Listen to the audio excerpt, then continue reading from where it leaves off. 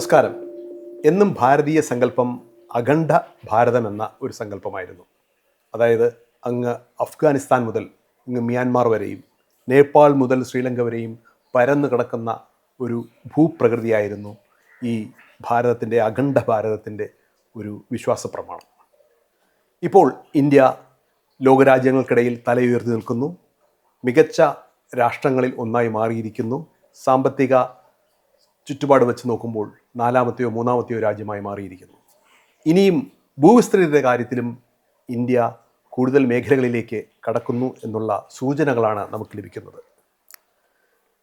പ്രതിരോധ മന്ത്രി രാജ്നാഥ് സിംഗ് അടുത്തിടെ പറഞ്ഞത് സിന്ധ് പ്രവിശ്യ ഇന്ത്യയുടെ ഭാഗമാകുന്ന കാലം വിദൂരമല്ല എന്നാണ്.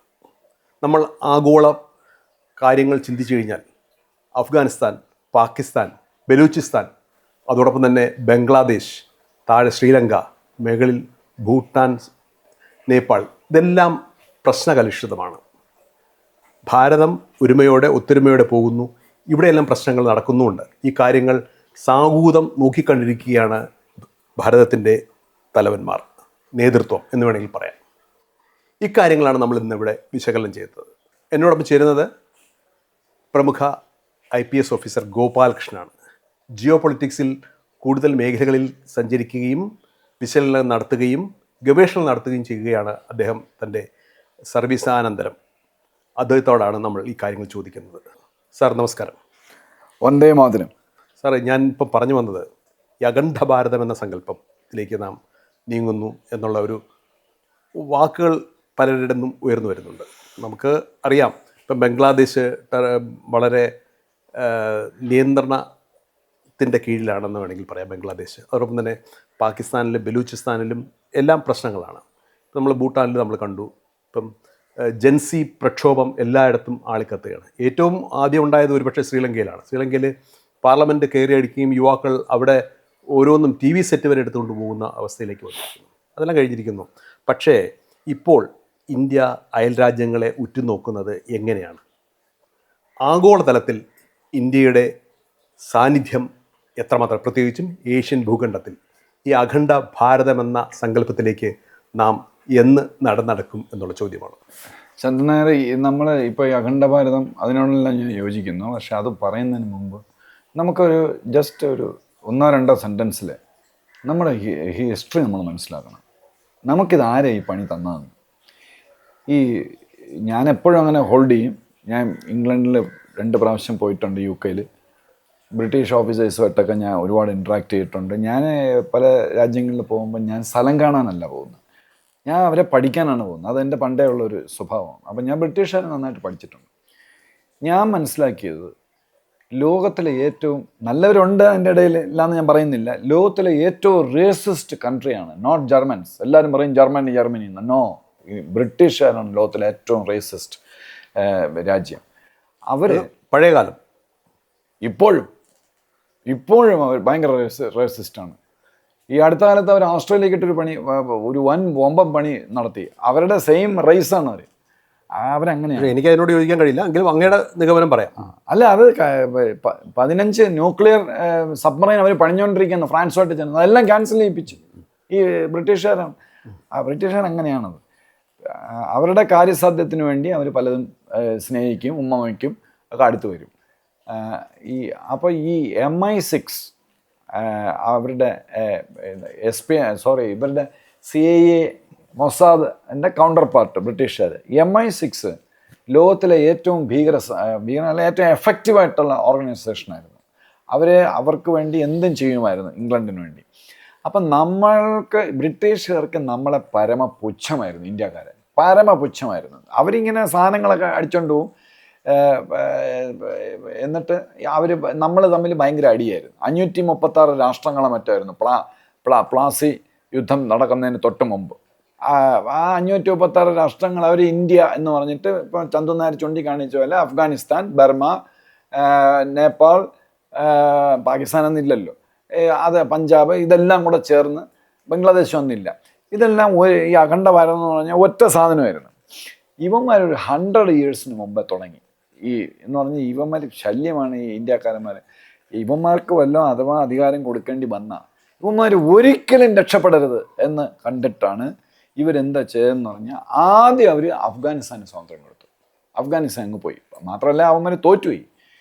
20,000 സോൾജേഴ്സ് ഒരു കണ്ടിജൻറ്റ് പോയിട്ട് ഒരു മെഡിക്കൽ ഡോക്ടർ കുതിരപ്പുറത്ത് ഇങ്ങനെ ഏന്തി വന്നു. ബാക്കി എല്ലാത്തിനും അഫ്ഗാനിസ്ഥാർക്ക് ഒന്നും ആണ്. ബ്രിട്ടീഷുകാർക്ക് അഫ്ഗാനിസ്ഥാൻ ഒന്നും ചെയ്യാൻ പറ്റില്ല. അഫ്ഗാനിസ്ഥാനിൽ ആരും ജയിച്ചിട്ടില്ല, അത് വേറെ കാര്യം. അപ്പോൾ അഫ്ഗാനിസ്ഥാനെ പറഞ്ഞു വിട്ടു. അത് കഴിഞ്ഞ് അവർ ബർമ്മയ്ക്ക് സ്വാതന്ത്ര്യം കൊടുത്തു. ഇതെല്ലാം ഇന്ത്യയിൽ നിന്നാണ്. അത് കഴിഞ്ഞ് അവർ നേപ്പാളിന്, ഇതെല്ലാം ഇന്ത്യയിൽ നിന്ന് വിഘടിച്ച് മാറുകയാണ്. വിഘടിച്ച് മാറിയതല്ല, ഇവന്മാർ വിഘടിപ്പിച്ച് കൊടുത്താണ്. അവരാരും സമരം ഉണ്ടാക്കി പോയതല്ല. അത് കഴിഞ്ഞ് മ്യാൻമാർ, പിന്നെ അത് കഴിഞ്ഞ് പിന്നെ 1947. ഈ 1947 പെട്ടെന്ന് വരുന്നതല്ല. ഒരുപാട് തിയറികളുണ്ട്. ചന്തു നായരും ഞാനും എല്ലാം എപ്പോഴും വായിച്ചുകൊണ്ടിരിക്കുകയാണ്. നമ്മുടെ ഹിസ്റ്ററി, ഇതുവരെ ഞാൻ പഠിച്ച ഹിസ്റ്ററി, ചന്തു നായർ സ്കൂളിൽ പഠിച്ച ഹിസ്റ്ററി, കോളേജിൽ പഠിച്ച ഹിസ്റ്ററി എല്ലാം 2014 വരെ, രാഷ്ട്രീയമായിട്ട് ഞാൻ പറയല്ല, 2014 വരെ നമ്മളെ റോങ് ഹിസ്റ്ററിയാണ് പഠിപ്പിച്ചിരുന്നത്. അപ്പോൾ ഈ ലോർഡ് മക്കോളയും പിന്നെ നമ്മുടെ നെഹ്റുജിയും പിന്നെ അങ്ങനെയുള്ള കുറേ പാപ്പുൽ ജയക്കാർ, ഇങ്ങനെ കുറേ അവതാരങ്ങളുണ്ടായിരുന്നു. ഡ്യൂറൻഡ്, ഇവന്മാരെ എല്ലാം കൂടെ ചേർന്നാണ് ഇന്ത്യക്കാർ MI6 അതിനകത്ത് പ്രധാനപ്പെട്ട കാരണം ഇന്ത്യക്കാർ എന്ത് പഠിക്കണമെന്ന് അവർ തീരുമാനിച്ചു. ഒരു കൊച്ചു ഉദാഹരണം ഞാൻ പറഞ്ഞു നിർത്താം. ഇവരെന്ത് പഠിക്കണമെന്ന് നമ്മളെ തീരുമാനിച്ചെന്ന് പറഞ്ഞു. നിങ്ങൾ എവിടെയെങ്കിലും അഹം ഡൈനാസ്റ്റിയെ പറ്റി കേട്ടിട്ടുണ്ടോ? കാണാൻ സാധ്യമില്ല. ഞാനും കേട്ടിട്ടില്ല. ഞാനൊരു 10 വർഷമേ ഉള്ളൂ അഹം ഡൈനാസ്റ്റി എന്താണെന്ന് പറഞ്ഞു. അല്ല, നമ്മൾ പറഞ്ഞു വരുന്ന അഖണ്ഡ ഭാരതത്തെ കുറിച്ചാണ്. അത് അഖണ്ഡ ഭാരതത്തിനെ പറ്റിയാണ് ഞാൻ പറഞ്ഞു വരുന്നത്. അഹം ഡൈനാസ്റ്റി എന്ന് പറയുന്നത് ഇന്ത്യയിൽ, എൻ്റെ ഓർമ്മ ശരിയാണെങ്കിൽ 600 വർഷം ഇന്ത്യ ഭരിച്ചു. 800 years. ആസാമിലെ ഡൈനാസ്റ്റിയാണ്. മുഗൾസിന് തോപ്പിക്കാൻ പറ്റിയിട്ടേ ഇല്ല. മുഗൾസ് എന്നും തോറ്റിട്ടേ ഉള്ള ആസാമാണ്. ആ അഹം ഡൈനാസ്റ്റിയെ പറ്റി നമുക്ക് അറിഞ്ഞൂടാ. നമുക്കെല്ലാം അറിയണം. എന്ത് ചോദിച്ചാലും പറയും ഇതാരാ ഉണ്ടാകും, അത് അക്ബർ, മറ്റേതാരാ ഉണ്ട്, അത് അക്ബറിൻ്റെ അച്ഛൻ. അല്ല, നമുക്കത് വിടാം. അപ്പം നമ്മളെ ഹൈജാക്ക് ചെയ്ത്, നമ്മുടെ ഹിസ്റ്ററി മൊത്തം ഹൈജാക്ക് ചെയ്ത് നമ്മളെ തൊലച്ച് MI6 ഈ ബ്രിട്ടീഷുകാരും എല്ലാം കൂടെ ചേർന്ന്, പിന്നെ ഞാൻ പാകിസ്ഥാനിലേക്ക് വരികയാണ്. അതാണ് അതിൻ്റെ ബാക്ക്ഗ്രൗണ്ട്. ഇവർ ആക്ച്വലി നമ്മളെല്ലാവരും ജിന്നയെ ചീത്ത വിളിക്കുന്നുണ്ട് ഒരുപാട്. എനിക്ക് അദ്വാനിജി പറഞ്ഞതിനോടാണ് എനിക്ക് താല്പര്യം. അദ്വാനിജി ഒരു ബുക്ക് എഴുതിയിട്ടുണ്ട്. അദ്വാനിജി അവിടെ പോയി ആക്ച്വലി ജിന്ന എന്ന് പറയുന്നത് എണീറ്റ് നിന്ന് ബോംബെ ഹൈക്കോടതിയിൽ, അത് പറയാതെ നമുക്കിത് പറഞ്ഞാൽ ശരിയാവില്ല, അതുകൊണ്ടാണ് ബോംബെ ഹൈക്കോടതിയിൽ എണീറ്റ് നിന്ന് അങ്ങനെ 5 മിനിറ്റ് സംസാരിക്കണം. അയാൾക്ക് 500 രൂപ കൊടുക്കണം. അന്നത്തെ കാലത്ത് in 30s and 40s he was a barrister, renowned ബാരിസ്റ്ററാണ്. നമ്മുടെ ഈവൻ നമ്മുടെ കപിൽ സിബൽ അല്ലല്ല, കപിൽ സിബൽ ഒന്നുമല്ല, നമ്മുടെ അന്നത്തെ നമ്മുടെ അദ്ദേഹത്തിൻ്റെ പിന്നെ ജിന്നയുടെ കണ്ടംപററീസ് ആയിട്ടുള്ള പല കോൺഗ്രസ് നേതാക്കന്മാരും 4 അയലത്ത് നിൽക്കില്ല. അത്ര ഭയങ്കര കിടിലൻ. അയാൾക്ക് പാകിസ്ഥാനിലൊന്നും ഒരു താല്പര്യമില്ല. ഇത് റഹമത്ത് അലി എന്ന് പറഞ്ഞ ഒരു ഇംഗ്ലണ്ടിൽ ഒരു പയ്യനാണ് ഇത് ആദ്യം കൊണ്ടുവന്നത്. നമ്മുടെ കാര്യത്തിലേക്ക് വരുന്നില്ല. അപ്പൊ കൂടുതൽ കാര്യത്തിലേക്ക് വന്നാൽ ശരി. അപ്പോൾ ഇത് പിന്നെ MI6 പ്ലാൻ അനുസരിച്ചാണ് നമ്മളെ ഈ രാജ്യങ്ങളൊക്കെ ഉണ്ട്. പ്രത്യേകിച്ച് ഇന്ത്യ, അവർ 50 വർഷം 75 വർഷം ഫ്രണ്ട് കണ്ടു ഇന്ത്യ എന്താവും. അപ്പോൾ ഇന്ത്യ ഒരു ഭയങ്കര പവർഫുൾ കൺട്രി ആവും എന്ന് മനസ്സിലാക്കിയിട്ട് ഇംഗ്ലണ്ടിന് സഹിച്ചില്ല. അവർ നമ്മുടെ ലീഡേഴ്സുമായിട്ട് ചേർന്ന് ഇതുണ്ടാക്കി, പാകിസ്ഥാൻ ഉണ്ടാക്കി. ഈ പാകിസ്ഥാൻ ഇല്ലായിരുന്നെങ്കിലുള്ള സിറ്റുവേഷൻ ഒന്ന് ആലോചിച്ച് നോക്കി. അവർ എവിടെ ഉണ്ടെങ്കിലും 56 മുസ്ലിം രാഷ്ട്രങ്ങളുണ്ട്. 56 മുസ്ലിം രാഷ്ട്രങ്ങളുടെ അടിയാണ്. അതുകൊണ്ട് പാകിസ്ഥാൻ ഇന്ത്യയിലുണ്ടെന്നും പറഞ്ഞ് ഇന്ത്യ എടുത്ത് അവർ മറിക്കുകയൊന്നും ഇല്ലായിരുന്നു. അപ്പം അതുണ്ടാക്കി. പിന്നെ പാകിസ്ഥാൻ അത് കഴിഞ്ഞ് USA ടേക്ക് ഓവർ ചെയ്തു. ബ്രിട്ടീഷ് അതങ്ങ് ക്ഷയിച്ചു പോയി. ഇൻ 70s ഒക്കെ ആയപ്പോഴേക്കും 60s ആയപ്പോഴേക്കും USA ടേക്ക് ഓവർ ചെയ്തു, especially after second world war. പിന്നെ USAയും ഇതേ നയമാണ് പാകിസ്ഥാനോട്. എന്നുവെച്ചാൽ ബ്രിട്ടീഷുകാരല്ലേ ഇവന്മാരെ അഡ്വൈസ് ചെയ്യുന്നത്. പാകിസ്ഥാനെ ഉപയോഗിച്ച്, പാകിസ്ഥാൻ ഗുണ്ടയാണ്, അമേരിക്കയുടെ ഗുണ്ടയാണ്, ഇംഗ്ലണ്ടിൻ്റെയും ഗുണ്ടയാണ്, പക്ഷേ പ്രധാന USAയുടെ ഗുണ്ടയാണ്. 60s തൊട്ട് 70s തൊട്ട് ഹെൻറി കിസിഞ്ചർ എന്ന് പറഞ്ഞ ഒരു ഭീകരൻ, അയാൾ വലിയ സ്റ്റേറ്റ്സ്മാൻ എന്നൊക്കെയാണ് പറയുന്നത്. പക്ഷേ ഇന്ത്യയെ സംബന്ധിച്ചോളം ഞാൻ അതിനെപ്പറ്റി ഒരു ബ്ലോഗ് എഴുതിയിട്ടുണ്ടായിരുന്നു. അയാൾ നമ്മുടെ ലൂസിഫറാണ്. ഇന്ത്യയെ സംബന്ധിച്ചോളം ചെകുത്താനാണ് ഇയാൾ. ഇപ്പോൾ ചത്തുപോയി, 100 വയസ്സാണ് മറ്റോ. ഞാൻ അയാൾക്ക് ഒരിക്കലും മാപ്പ് കൊടുക്കില്ല. അയാളാണ് 1971 എൻ്റെ ഓർമ്മ. ഇയാളും അന്നത്തെ സിയാവുള്ളക്കാരും തോന്നുന്നു പാകിസ്ഥാൻ്റെ. ഇവന്മാരെല്ലാം കൂടെ ചേർന്ന് ചൈനയിൽ പോയി ഡങ് സിയാപിങ്ങിനെ കണ്ട്. ചൈന അന്ന് 1971-69 ഇന്ത്യയും ചൈനയുടെയും GDP എനിക്കൊരു സംശയമുണ്ട്, ചെക്ക് ചെയ്താൽ അറിയാം, ഇന്ത്യയുടെ GDP മുകളിലായിരുന്നു, അതോ ഈക്വലായിരുന്നു, almost equal, going neck to neck. ആ ചൈന ഇപ്പോൾ അതാ 17-20 ട്രില്യണും ഇന്ത്യയുടെ 4-മാണ്, 4 ട്രില്യൺ. അന്ന് അങ്ങ് പറഞ്ഞതുപോലെ ഇന്ത്യ ആയിരുന്നു GDP-യിൽ മുന്നിൽ. മാത്രമല്ല ടോട്ടൽ ആസ്തിയിലും ഇന്ത്യ ആയിരുന്നു ഈ ഏഷ്യൻ രാജ്യങ്ങളിലെ ഏറ്റവും പ്രമുഖ. ബ്രിട്ടീഷുകാർ വരുന്ന സമയത്ത് richest country in the world.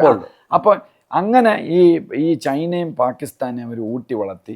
ഈ ചൈനയെ ഇത്രയും പവർഫുൾ ആക്കിയത് USA ആണ്. അപ്പോൾ USA-ക്ക് നമ്മള് കാര്യത്തിലേക്ക് വരുന്നില്ല സാറേ, ഞാൻ ബാക്ക്ഗ്രൗണ്ട്, നമ്മുടെ വിഷയം ബാക്ക്ഗ്രൗണ്ട് അല്ല, നമ്മുടെ വിഷയം അഖണ്ഡഭാരതം. അപ്പൊ അതിലേക്ക് വരുന്ന മാത്രം ആ പോയിന്റിൽ അതിലേക്ക് വരെയാണ്. അപ്പം അങ്ങനെ പെട്ടെന്ന് അഖണ്ഡഭാരതം എന്ന് പറഞ്ഞ പ്രേക്ഷകർക്ക് മനസ്സിലാവും, കുറഞ്ഞ സമയം കൊണ്ട് കൂടുതൽ കാര്യം കേൾക്കണം. അപ്പോൾ അതുമായിട്ട് ബന്ധപ്പെട്ട് ഈ പാകിസ്ഥാൻ എന്ന് പറഞ്ഞൊരു ഗുണ്ടയുണ്ടാക്കി, ചൈന എന്ന് പറയുന്ന, ചൈന ഗുണ്ടയല്ല, നമ്മുടെ ഒരു എനിമി ഉണ്ടാക്കി. അപ്പോൾ ഈ പാകിസ്ഥാനെ ഊട്ടി വളർത്തി എന്നും. ഇപ്പോൾ ബൈഡൻ ഉണ്ടായിരുന്നപ്പം നമ്മൾ വിചാരിച്ച് അത് ഈ ട്രംപ് വന്നു കഴിഞ്ഞാൽ നമ്മളെ അങ്ങ് കെട്ടിപ്പിടിക്കുന്നു. ട്രംപ് വന്നപ്പോൾ അതിനേക്കാളും നാശമായി. അപ്പോൾ ഈ ട്രംപ് വന്ന ശേഷം നടന്ന കാര്യങ്ങളൊക്കെ നിങ്ങൾ എല്ലാവർക്കും അറിയാം.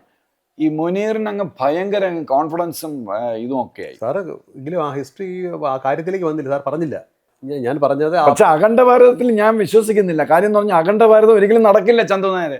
അഖണ്ഡ Bharatam is a good concept. പക്ഷേ India has no interest in keeping Akhanda Bharatam. നിങ്ങൾ വിചാരിക്കുന്നുണ്ടോ നമ്മുടെ അഫ്ഗാനിസ്ഥാനും പാകിസ്ഥാനും പിന്നെ മ്യാൻമാർ ചിലപ്പോൾ നമ്മൾ എടുക്കുമായിരിക്കും, പാകിസ്ഥാനും ബംഗ്ലാദേശും അഫ്ഗാനിസ്ഥാനും കൂടെ ഇന്ത്യ അങ്ങ് ടേക്ക് ഓവർ ചെയ്യുന്നത്. അവർ വന്ന് പറയുന്നത് ഞങ്ങൾ സറണ്ടേഡ്, പ്ലീസ് ടേക്ക് ഓവർ. നമ്മൾ എടുക്കില്ല, ഒരിക്കലും എടുക്കില്ല. അതിൻ്റെ കാര്യം ഞാൻ പറയണ്ടല്ലോ എന്താണെന്നുള്ളത്. നമ്മൾ എടുക്കില്ല. പക്ഷെ നമ്മുടെ സാമന്ത രാജ്യമായി, അതാണ് അഖണ്ഡ ഭാരതം. നമ്മുടെ സാമന്ത രാജ്യങ്ങളായി നമ്മൾ വി വിൽ ഡിക്റ്റേറ്റ് തിങ്സ്. അങ്ങനെ അതിലേക്ക് നമ്മൾ ശ്രമിക്കുകയാണ്. അല്ലാതെ ഇന്ത്യയുടെ ഭൂവിസ്തൃതി നമ്മൾ കൂട്ടാനുള്ള സാധ്യത ഉണ്ടെങ്കിൽ ആദ്യം വരുന്ന പ്രവശ്യകൾ സിന്ധ് 1, 2 POK പാകിസ്ഥാൻ ഒക്കുപൈഡ് കാവശ്യം, ഇത് രണ്ടും വരാനുള്ള സാധ്യതകൾ എത്രമാത്രം സമീപ ഭാവിയിൽ അങ്ങ് കാണുന്നുണ്ടോ? ഒരിക്കലും എൻ്റെ ഒരു കാഴ്ചപ്പാടിൽ, എൻ്റെ മാർബിൾസ് ശരിയാണെങ്കിൽ ഒരിക്കലും സിന്ധ് പ്രോവിൻസ് അവർ രജപുട്ട് കൺവെർട്ട് ചെയ്ത, ഔറംഗസീബിൻ്റെ കാലത്ത് രജപുട്ടിനെ കൺവെർട്ട് ചെയ്ത മുസ്ലിംസാണ്. നമ്മൾ ഹിന്ദു ഇതുമായിട്ട് സിന്ധിലെ സിന്ധി മുസ്ലിംസ്, നോട്ട് മൊഹാജിർ, അവിടെ മൊഹാജിറും ഉണ്ട്. സിന്ധ് മുസ്ലിംസിന് നമ്മളോടൊരു താല്പര്യമുണ്ട്. അപ്പോൾ അതെല്ലാം വെച്ചിട്ട് അവിടെ ഒരുപാട് ഭീകര സംഘടനകളൊക്കെ ഉണ്ട്. ഈ പഞ്ചാബി മുസ്ലിംസ് ഭയങ്കര ഡോമിനേഷന്, അവർക്ക് ജീവിക്കാൻ നിവർത്തിയില്ല. ഈ സിന്ധ് ഈ നമ്മുടെ ബനാസിർ ഭുട്ടയുടെ ഭർത്താവും ഈ മോനും ഒക്കെ അവിടെ ഉണ്ടെങ്കിൽ അവർ ലാൻഡ് ലോഡ്സാണ്. അവർ ഈ പഞ്ചാബി പട്ടാളക്കാരുമായിട്ട്, പഞ്ചാബി ഡോമിനേഷനായിട്ട് ചേർന്ന് പോകണം. പക്ഷേ സിന്ധിൽ 14% അവരുടെ പോപ്പുലേഷൻ, പാകിസ്ഥാൻ്റെ പോപ്പുലേഷനിൽ. പക്ഷെ അവിടെ നല്ലൊരു ശതമാനം ഹിന്ദുക്കളുണ്ട്. അപ്പം അവർക്കൊന്നും യാതൊരു രക്ഷയില്ല. അവർക്ക് ഭയങ്കര കഷ്ടപ്പാടും ബുദ്ധിമുട്ടുമാണ്.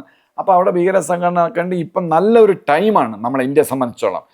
ഒരു വിഷയം, ഒരു പാകിസ്ഥാനായിട്ടൊരു വാറൊക്കെ വന്നു കഴിഞ്ഞാൽ ഈ അദ്ദേഹം ചുമ്മാ ഒരു പരിണിതപ്രജ്ഞനായ ആളാണല്ലോ രാജ്നാഥ് സിംഗ്. അദ്ദേഹം പല കാര്യങ്ങളും ഓർത്തിട്ടാണ് പറഞ്ഞത്, ഈ വാർ വന്നു കഴിഞ്ഞാൽ ഈ നമ്മൾ വിസ്തൃതിയൊന്നും കൂട്ടില്ല, നമ്മളത് അറ്റാച്ച് ചെയ്യില്ല.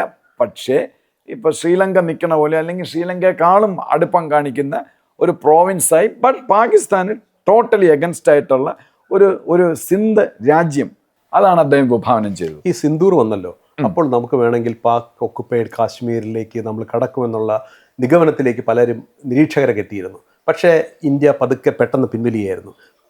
POK പിടിക്കാനുള്ള അവസരം നമ്മൾ വിനിയോഗിച്ചില്ല എന്നൊരു ആക്ഷേപം പലർന്നുണ്ട്. അങ്ങ് അതിനോട് യോജിക്കുന്നുണ്ടോ? അത് നമ്മുടെ രാജ്യത്തിന് ചില രഹസ്യങ്ങളുണ്ട്. യുദ്ധമായിട്ട് ബന്ധപ്പെട്ട എന്താ ടാക്ടിക്കൽ സമരതന്ത്രം, സമരതന്ത്രവും യുദ്ധതന്ത്രവുമായിട്ട് പിന്നെ രാജ്യരഹസ്യം. അപ്പം അതൊന്നും വെളിപ്പെടുത്താൻ നമുക്ക് പറ്റില്ല. ഇപ്പം ഞാനും ചന്തു നായരും തമ്മിൽ സംസാരിക്കുന്ന പോലെ സംസാരിക്കാൻ പറ്റില്ല. അതുകൊണ്ട് ആരും ഒന്നും അതിനെപ്പറ്റി ഒന്നും പറഞ്ഞുമില്ല.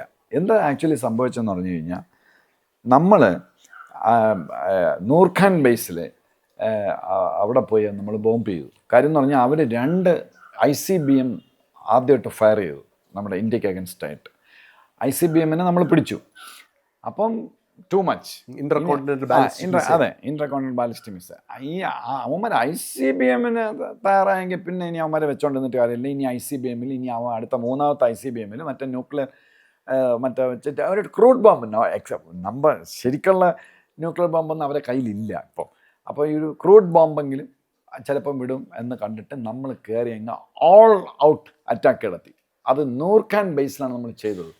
അപ്പോൾ നമുക്ക് പരസ്യമായിട്ട് പറയാം ഞങ്ങളത് അറിഞ്ഞില്ല, കാരണം ആരും പറഞ്ഞിട്ടില്ല. പക്ഷെ നമുക്കറിയാമായിരുന്നു അവിടെ ഇങ്ങനെ ഒരു സംഗതി ഉണ്ടെന്ന്. അത് നൂർഖാൻ ബേസിൽ കമാൻഡ് സെൻറ്റർ, ഒരു കമാൻഡ് സെൻറ്റർ, 2 കമാൻഡ് സെൻറ്റർ ഉണ്ടായിരുന്നു. ഒന്ന് ചൈന ഓപ്പറേറ്റ് ചെയ്തതും, അത് നൂർഖാൻ ബേസിൻ്റെ ഒക്കെ അപ്പുറത്തും ഇപ്പുറം എന്താ കിനാര ഹിൽസ് അങ്ങനെ എന്തോ ഒക്കെ ഉണ്ട്.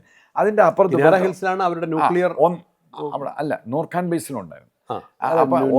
ടെസ്റ്റ് നടത്തിയ കിനാര ഹിൽസ്, ചഗായ് ഹിൽസിലും കിനാര ഹിൽസിലും, അതൊക്കെ അടുത്തടുത്ത സ്ഥലങ്ങളാണ്. അപ്പോൾ ഈ പിന്നെ ഒന്ന് ചൈനീസ് കമാൻഡ് സെൻറ്റർ അവിടെ ഉണ്ടായിരുന്നു. പിന്നൊന്ന് നമ്മളെല്ലാം ഞെട്ടിപ്പിക്കുന്ന, നമ്മുടെ പബ്ലിക് ഞെട്ടുന്ന ഒരു കാര്യം ഉണ്ടായിരുന്നു. അമേരിക്കൻ കമാൻഡ് സെൻറ്റർ ഉണ്ടായിരുന്നു. നമ്മുടെ എക്സ്പീരിയൻസിക്ക് അറിയാമായിരുന്നിരിക്കും. ഇതാരും പറഞ്ഞിട്ടില്ല. നിങ്ങൾ പറഞ്ഞു, അമേരിക്ക പറഞ്ഞു, ആരും പറഞ്ഞില്ല. സ്നേഹം ബ്യൂട്ടിഫുൾ മാൻ എന്നൊക്കെ പറഞ്ഞ് നിൽക്കില്ലേ ട്രംപ്. നമ്മൾ കയറി അങ്ങ് ചേരിക്കാൻ നിങ്ങൾ അടിച്ചു കഴിഞ്ഞപ്പോൾ അവിടെ ഇതുണ്ടായി, റേഡിയേഷൻ ഉണ്ടായി. നമ്മളെ എക്സ്പ്ലോഡ് ചെയ്യിക്കാനല്ല ചെയ്തത്, അവരുടെ ഡെലിവറി സിസ്റ്റം തകർക്കുക എന്നുള്ളതാണ്. ഇവിടെയാണ് സൂക്ഷിച്ചിരിക്കുന്നത്. ഇപ്പോൾ ചന്ദ്രൻ നായർ പറഞ്ഞ പോലെ ഇവന്മാരെ ന്യൂക്ലിയർ വാറിയേഴ്സ് അത് ജോഡിപ്പിച്ചാണ് വെച്ചിരിക്കുന്നത്, ഇങ്ങനെ ചേർത്തിട്ടില്ല, ജോയിൻ്റ് അല്ല, ഇങ്ങനെ സെപ്പറേറ്റ്. അത് പർവേസ് മുഷറഫ് അധികാരത്തിൽ ഉണ്ടെന്ന സമയത്ത് പണയം വെച്ചു USA-ക്ക്. എന്താണെന്ന് പറഞ്ഞാൽ USA-ക്ക് പേടിയായി. എന്ന് പറഞ്ഞാൽ ബില്ലാദിനെ അവിടെ പാർപ്പിച്ചില്ല. അപ്പോൾ ഇനി നാളെ ഇത് വല്ലതും എടുത്ത് എന്തുകൊണ്ട് നമ്മളൊന്നും ചെയ്തില്ല എന്നുള്ളതാണ്. അതെ, അത് വരട്ടെ. നിങ്ങളെ എന്നെ പറയാൻ സമ്മതിച്ചില്ലേ ഞാൻ എന്ത് ചെയ്യും? POK വരാത്തതിൻ്റെ കാര്യം അതിൻ്റെ കാരണമാണ് ഞാൻ പറയുന്നത്.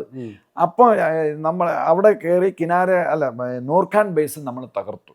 നൂർഖാൻ ബേസ് തകർത്തപ്പോൾ അവിടെ F-16 പ്ലെയിനിൻ്റെ ക്രൂസ് ഉണ്ടായിരുന്നു. F-16 പ്ലെയിനിൻ്റെ കൂടെ എപ്പോഴും അമേരിക്കയ്ക്കുള്ളൊരു പ്രശ്നം അതാണ്. അതിന് കൂടെ അവന്മാരും കൂടെ ഇങ്ങനെ വരും. ഫുൾ റഷ്യ തരുന്ന പോലെ നമുക്ക് തരില്ല. അപ്പോൾ അവിടെ F-16 അതിൻ്റെ കില്ലർ സ്വിച്ച് അങ്ങനെ എന്തൊക്കെയുണ്ട്, അതിൻ്റെയൊക്കെ ഓപ്പറേറ്റ് ചെയ്യാൻ വേണ്ടി അമേരിക്കൻസ് ഉണ്ടായിരുന്നു. അമേരിക്കൻസ് കൊല്ലപ്പെട്ടു. അമേരിക്കൻ സോൾജേഴ്സ് കൊല്ലപ്പെട്ടു. എത്രയെന്ന് അറിഞ്ഞുകൂടാ. 40 എന്ന് പറയുന്നു, ചിലർ പറയുന്നു 10 എന്ന് പറയുന്നു. We don't know. F-16 തകർത്ത് കളഞ്ഞു. പിന്നെ ഈ ഡെലിവറി സിസ്റ്റം തകർത്ത് കളഞ്ഞു. എയർ ഡിഫൻസ് മെക്കാനിസം തന്നെ ന്യൂട്രലൈസ് ചെയ്തു, ചൈനയുടെയും USA-യുടെയും. മാത്രമല്ല, ഞാൻ അറിഞ്ഞത് വേറെ വെളിയിൽ നിന്ന് കിട്ടിയ ഒരു ഇതാണ്, അമേരിക്കൻ സാറ്റലൈറ്റ് സിസ്റ്റത്തിൽ നമ്മുടെ നുഴഞ്ഞു കയറിയിട്ട് നമ്മൾ താൽക്കാലികമായിട്ട് ന്യൂട്രലൈസ് ചെയ്തു അവരുടെ, താൽക്കാലികമായിട്ട്. അപ്പം നമ്മുടെ മൂവ്മെൻറ്റ്സ് അവർക്ക് അറിയാൻ പറ്റില്ല. അപ്പം അത് ചെയ്തപ്പോൾ ട്രംപ് പേടിച്ചു പോയി. കാര്യം എന്ന് പറഞ്ഞു കഴിഞ്ഞാൽ, ഈ ബോഡി അങ്ങ് ചെല്ലുമ്പോൾ USA ചെല്ലുമ്പോൾ, നമ്മളെ രാജ്യം പോലെ ഡെമോക്രാറ്റിക് കൺട്രിയാണ്. അപ്പോൾ അവർക്ക് ട്രംപിന് വലിയ വിഷയം ഉണ്ടാവും. അപ്പോൾ ട്രംപ് ഫ്രാൻറ്റിക്കായിട്ട് നമ്മളെ വിളിച്ചു. അല്ലാതെ നമ്മൾ അപ്പം USA-യുടെ സോൾജേഴ്സ് കൊല്ലപ്പെട്ടു, പിന്നെ അവരുടെ കമാൻഡ് സെൻറ്റർ തകർന്നു. അപ്പോൾ USA-യിലെ പ്രസിഡന്റ് നമ്മളെ വിളിക്കുകയാണ്, യു സ്റ്റോപ്പ് ദ വാർ എന്ന്. അപ്പം നമ്മുടെ ഒരു ഗുഡ് ഗസ്റ്ററായിട്ട് POK അവിടെ കിടക്കട്ടെ, നമുക്ക് പിന്നെ എപ്പോൾ വേണമെങ്കിലും നമുക്ക് വേണമെങ്കിൽ അത് ചെയ്യാം. അതുകൊണ്ട് ഇന്ത്യ ഗുഡ് ഗസ്റ്ററായിട്ട്, പിന്നെ കംപ്ലീറ്റ് നമ്മൾ അമേരിക്കയെ എതിരാക്കി, അത് ഇറ്റ് ഈസ് നോട്ട് പോസിബിൾ. ഇപ്പോൾ ഇത് തന്നെ കണ്ടില്ലേ, അവർ ലോകത്തിലെ പവർഫുൾ എക്കോണമിയാണ്. അതൊക്കെ ശരിയാണ് എന്ന് പറഞ്ഞാൽ അവന്മാർ പറഞ്ഞാൽ എല്ലാം നമ്മൾ സമ്മതിച്ചു കൊടുക്കാൻ ഒക്കില്ലല്ലോ. അതുകൊണ്ടാണ് നമ്മൾ യുദ്ധം നടത്തിയത്, അബ്രപ്റ്റായിട്ട് സ്റ്റോപ്പ് ചെയ്തു. അപ്പോൾ സിന്ധിൻ്റെ സാധ്യതകൾ എങ്ങനെ കാണുന്നു? സിന്ധിൻ്റെ സാധ്യത എന്ന് പറഞ്ഞാൽ സിന്ധ് മാത്രമല്ല, ഈ സിന്ധിൻ്റെ കൂടെ ഇതേ പ്രോബ്ലം ഉള്ള ഈ സിന്ധ് ഏകദേശം ഗുജറാത്ത് രാജസ്ഥാൻ ബോർഡറിലാണ്. പഴയ ജൂനഗ് എന്ന് പറയുന്ന സ്റ്റേറ്റാണ്. അവിടെ നമ്മൾ പൂച്ച മീൻകിടയിൽ നിന്ന് കറങ്ങുന്നു എന്ന് പറഞ്ഞ പോലെ നമ്മളിൽ നിന്നിങ്ങനെ കറങ്ങി ഇങ്ങനത്തെ സ്റ്റേറ്റ്മെൻ്റ് ഒക്കെ ഇറക്കാൻ കാര്യം, സിന്ധിൽ ഒരു വലിയ എന്താ പറയുന്ന ഇൻസർജൻസി അവിടെയുള്ള ആളുകൾ പഞ്ചാബി മുസ്ലിംസിന് എഗൻസ്റ്റാണ്. മാത്രമല്ല അവിടെ മൊഹാജിർ മുസ്ലിംസ് ഉണ്ട്, പർവേസ് മുഷറഫിൻ്റെ ആളുകൾ. ഈ മൊഹാജിറും സിന്ധിലെ രജപുട്ട് കൺവെർട്ടഡ് ഭൂരിപക്ഷം മുസ്ലിംസും തമ്മിലും ഭയങ്കര ഉടക്കാണ്. ഇതെല്ലാം നമ്മൾ മുതലാക്കാൻ വേണ്ടി ഏത് രാജ്യത്തെ പോലെ നമ്മളെ ഇന്ത്യയും മുതലാക്കാൻ വേണ്ടി നമ്മളത് പറഞ്ഞതാണ്. പാകിസ്ഥാനുമായിട്ട് ഒരു എൻഗേജ്മെൻറ്റ് വന്നാൽ പാകിസ്ഥാൻ ഇതുവരെ 2-3 ഫ്രണ്ട് ഉണ്ടെന്നാണ്. രാജസ്ഥാനിൽ, പിന്നെ ജമ്മു കാശ്മീരിൽ, പിന്നെ നേവി. ഈ 3 ഫ്രണ്ടേ ഉള്ളൂ. ഇനി പാകിസ്ഥാൻ ഒരു യുദ്ധം വന്നാൽ നമുക്ക് എപ്പോഴാണെങ്കിലും ചെയ്യാം, നമ്മൾ മിണ്ടായിരിക്കുകയാണ്. യുദ്ധം വന്നാൽ 10ഓളം ഫ്രണ്ട് അവർ ഓപ്പൺ ചെയ്യേണ്ടി വരും. ഒന്ന് സിന്ധായിരിക്കും എന്ന് പറഞ്ഞാൽ അവിടെ ഇവർ ഇൻസർജൻസി നടത്തി കഴിഞ്ഞാൽ ആർമി അയക്കണ്ടേ, പോലീസ് പോവില്ല. ആർമി അയച്ചിട്ട് പോലും ബലൂചിസ്ഥാനിലെ പിന്നെ ഒരു കണ്ടിജന്റിനെ കോർട്ട് മാർഷൽ ചെയ്തു. ഒരു ആർമി, ലോകത്തിലെ ഒരു വലിയ കിടില ആർമിയാണ് അവർ മോശമെന്ന് ഞാൻ പറയില്ല. ഒരു വാർ ഇമിനൻ്റ് എന്നാണ് അങ്ങ് പറയുന്നത്. വാർ ഇമിനൻ്റ് ആണ്. കാര്യം എന്ന് പറഞ്ഞാൽ അത് ഇമിനൻ്റ് ആവാതിരിക്കാൻ പറ്റില്ല. എന്താണെന്ന് വെച്ച് കഴിഞ്ഞാൽ ഇപ്പോഴത്തെ ഈ ഡൽഹി ബ്ലാസ്റ്റ് നമ്മൾ നേരത്തെ പറഞ്ഞല്ലോ, സിന്ദൂർ തീർന്നിട്ടില്ല, നമ്മൾ ഉടനെ ഉണ്ടാകും. ഇനി ഇന്ത്യക്കകത്ത് ഒരു ഭീകരാക്രമണം ഉണ്ടായാൽ നിങ്ങൾക്ക് അതിനകത്ത് ഇൻവോൾവ്മെന്റ് ഉണ്ടെങ്കിൽ യു വിൽ സഫർ. ഇതിന്റെ അന്വേഷണം പുരോഗമിക്കുന്നു. ഇതിന്റെ അന്വേഷണം അത് തെളിഞ്ഞ പാകിസ്ഥാന്റെ കൈകൊണ്ടെന്ന് തെളിഞ്ഞു കഴിഞ്ഞല്ല, അത് നമ്മൾ അറിയുന്നില്ല, മീഡിയ വഴി തെളിഞ്ഞു കഴിഞ്ഞു. പാകിസ്ഥാൻ, ടർക്കി, ബംഗ്ലാദേശ് ഇവര് മൂന്നുപേരും സപ്പോർട്ട് ചെയ്യുന്നത് USA. ടെററിസ്റ്റിനെ സപ്പോർട്ട് ചെയ്യുന്നതല്ല, ഇവന്മാരെ വളർത്തുന്നത് USA. ഈ 4 രാജ്യങ്ങളുണ്ട്. ഈ USA ചന്ദ്രനേരം ഈ USA ട്രംപ് പറയാൻ മുനിയൻ എടാ നിർത്തണം, നിന്റെ എല്ലാ പരിപാടിയും നിർത്ത്. ഇനി അവിടെ ഇന്ത്യക്കകത്ത് ഒരു ഭീകരാക്രമണം നടന്നു നിന്നെ ഞാൻ ശരിയാക്കും, നിന്റെ ഇവിടുത്തെ അസറ്റ്സ് മുഴുവൻ ഞാൻ ഫ്രീസ് ചെയ്യും എന്ന് പറയാത്ത എന്താ പറയില്ല. അത് ട്രംപിന് അവിടെ ബിസിനസ് ഇടപാടുകളാണ് പറയുന്നത്. അതെ, അത് പാകിസ്ഥാനിലെ ട്രംപിന്റെ മകന് മാത്രമല്ല ഈ പാകിസ്ഥാനി ഞാൻ ഈ പാകിസ്ഥാനി ഓഫീസേഴ്സ് ആയിട്ട് ഞാൻ സംസാരിച്ചിട്ടുണ്ട്. ഞാൻ UN ഇരുന്നപ്പോൾ അന്ന് നമ്മുടെ ബോർഡറിൽ നിൽക്കുകയാണ്, ഇന്ത്യയും പാകിസ്ഥാനും ഐബോൾ ടു ഐബോൾ എന്ന് പറഞ്ഞിട്ട്. അപ്പോൾ അതിൻ്റെ ഒരു കണ്ടിജൻറ്റ് UN ഇന്ത്യൻ കണ്ടിജൻറ്റ് ഇല്ലായിരുന്നു, ഈ പാകിസ്ഥാൻ കണ്ടിജൻറ്റ് ഉണ്ടായിരുന്നു. അപ്പോൾ അതിലൊരു ഓഫീസർ ക്യാൻറ്റീൻ വന്നപ്പോൾ ഞാൻ അവരുമായിട്ട് സംസാരിച്ചിട്ടുള്ളതാണ്. അപ്പോൾ അവിടെ ഇടയ്ക്കൊന്ന് ചോദിക്കട്ടെ, അങ്ങ് CBI വർക്ക് ചെയ്തിട്ടുണ്ട്, അതിനോടൊപ്പം തന്നെ UN മിഷനിൽ പോയിട്ട്? UN മിഷനിൽ ഞാൻ പോയി. എന്താണ്, ഞാൻ ബോസ്നിയയിലാണ്, പീസ് കീപ്പിംഗ് ഫോഴ്സിൽ. അന്ന് അവിടെ പാകിസ്ഥാൻ ആർമിയുണ്ട്, പാകിസ്ഥാൻ പോലീസും ഉണ്ട്. ഞാൻ അവരുമായിട്ടൊക്കെ ഇന്ററാക്ട് ചെയ്തിട്ടുണ്ട്. നല്ലവർ അതിനകത്തുണ്ട്. അത് കൊസോവയിലായിരുന്നു? No, Bosnia and Herzegovina. യൂറോപ്പിലാണ്.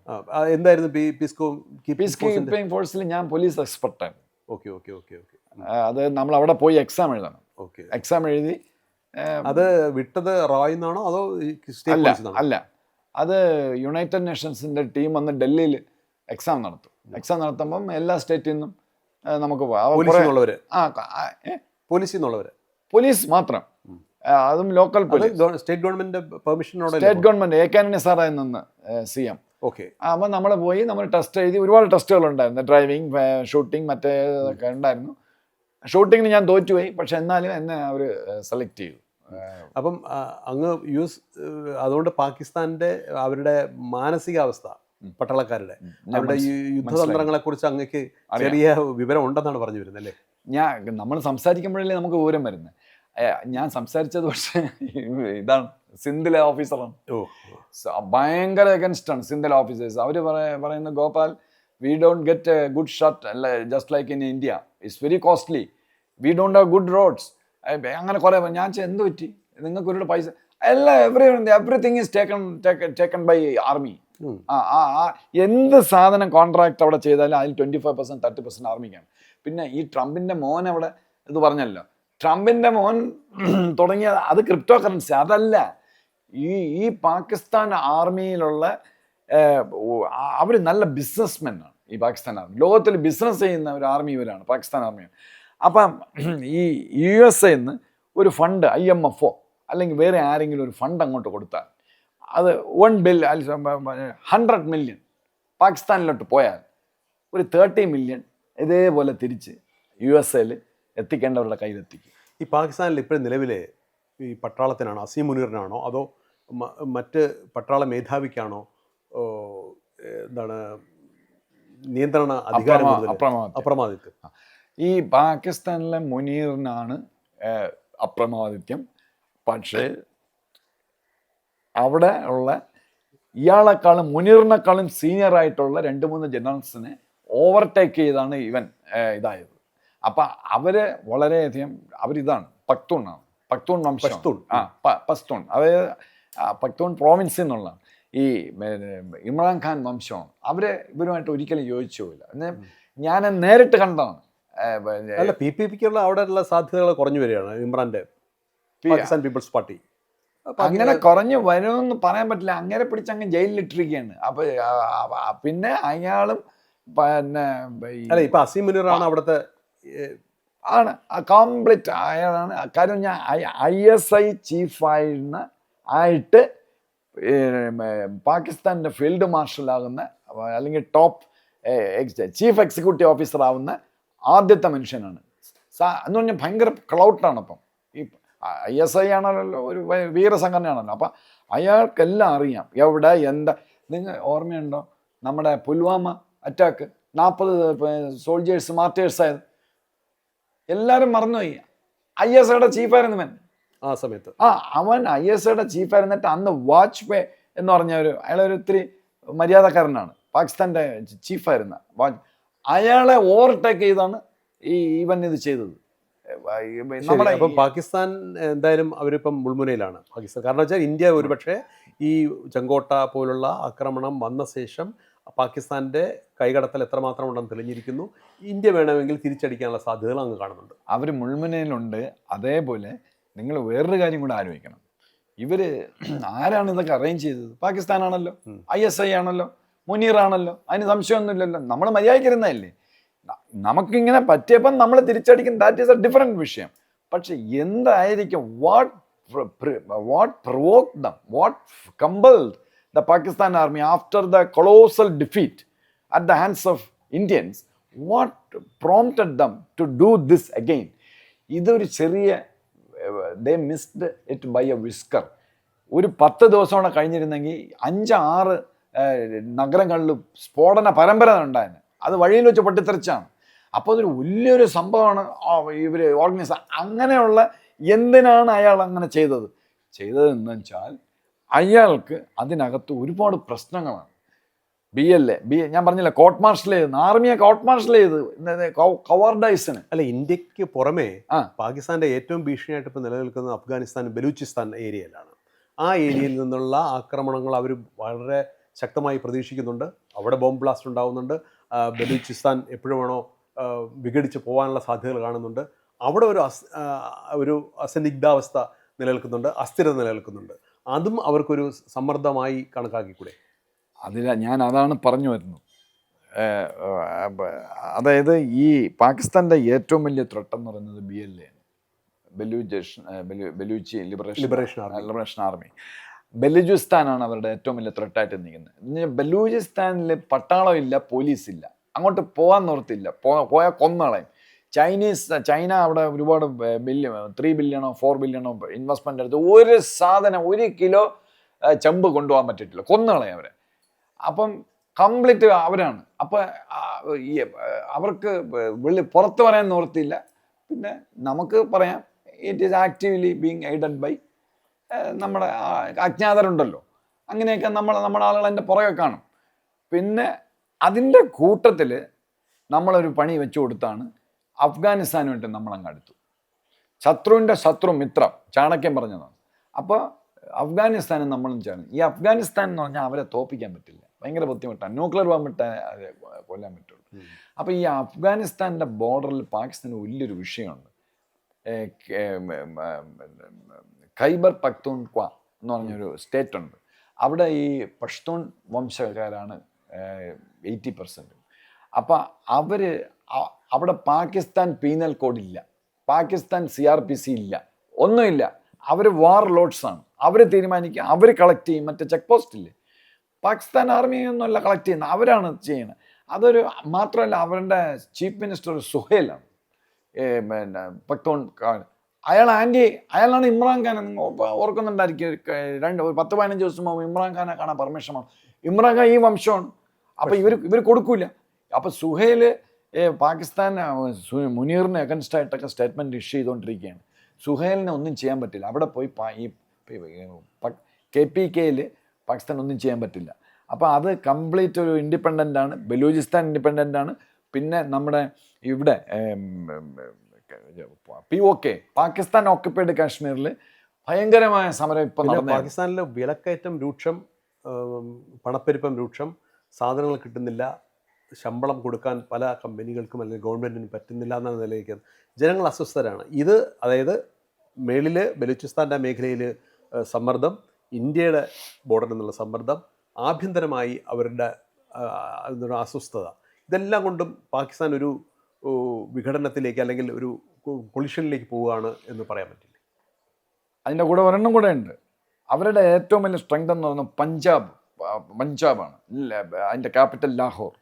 ഈ പഞ്ചാബിൽ അവർക്ക് ഇതുവരെ ഒരു കുഴപ്പമില്ലായിരുന്നു. പഞ്ചാബ് ഡോമിനേഷനാണ് എല്ലാം. ഇപ്പോൾ കിട്ടണ പൈസ എല്ലാം പഞ്ചാബിനെടുക്കും, കിട്ടണ എല്ലാം പട്ടാളത്തിന് പോകും, എല്ലാം പാകിസ്ഥാൻ ആർമി തന്നെ പഞ്ചാബ് ഡോമിനേഷനാണ്. അപ്പോൾ അവിടെ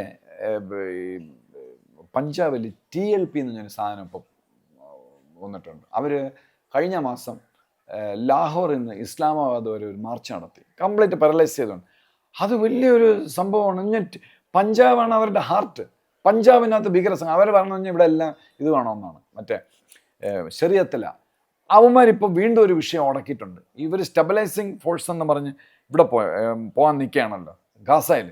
അപ്പോൾ ഇവന്മാർ പറഞ്ഞാൽ അത് നിങ്ങളങ്ങനെ പോയി കഴിഞ്ഞാൽ ഞങ്ങൾ റെഡിയാക്കും, ഞങ്ങൾ ഇവിടുന്ന് മാർച്ച് നടത്താൻ ഞങ്ങളിവിടെ സ്ഫോടനം വയ്ക്കും, ആകെ ഫിക്സാണ്. അപ്പം ചന്തു നായർ പറഞ്ഞ പോലെ പാകിസ്ഥാൻ്റെ അകത്ത് സിന്ദൂർ തുടങ്ങിയ ശേഷം ഒരുപാട് പ്രോബ്ലംസ് ഉണ്ട്. അപ്പം നമ്മുടെ മുനീർ ഒരു ഗെയിം കളിക്കുന്നതാണ്. ഒത്തെങ്കിൽ ഒത്ത്, നടക്കണമെങ്കിൽ നടക്കട്ടെ, ഇല്ലെങ്കിൽ അമേരിക്കയും എല്ലാവരും കൂടെ വന്ന് ഇടപെട്ട് നമ്മളെ രക്ഷപ്പെടുത്തും എന്ന് വിചാരിച്ചിട്ട് ആണ് ഇതെല്ലാം ഓർഗനൈസ് ചെയ്യുന്നത്. എന്തെന്ന് പറയുമ്പോൾ ഇന്ത്യ അറ്റാക്ക് ചെയ്യും. ഇന്ത്യ അറ്റാക്ക് ചെയ്യുമ്പം this is my pertinent point. India attack ചെയ്യുമ്പം ഇയാൾ ഹോപ്പ് ചെയ്യുന്നത് നമ്മളെ ഇന്ത്യ ആക്രമിച്ചിരിക്കുകയാണ്, നമുക്ക് ലെറ്റസ് ജോയിൻ ടുഗദർ എന്ന് പറഞ്ഞ് നമ്മളെ ഇന്ത്യയെ നേരിടും, തോക്കുമായിരിക്കും, ഇന്ത്യയെ നേരിടാമെന്നാണ്. പക്ഷെ അത് നടക്കില്ല എന്നാണ് എൻ്റെ മതം. കാര്യം എന്ന് പറഞ്ഞാൽ ഇവർ പാകിസ്ഥാനോട് ജോയിൻ ചെയ്യും.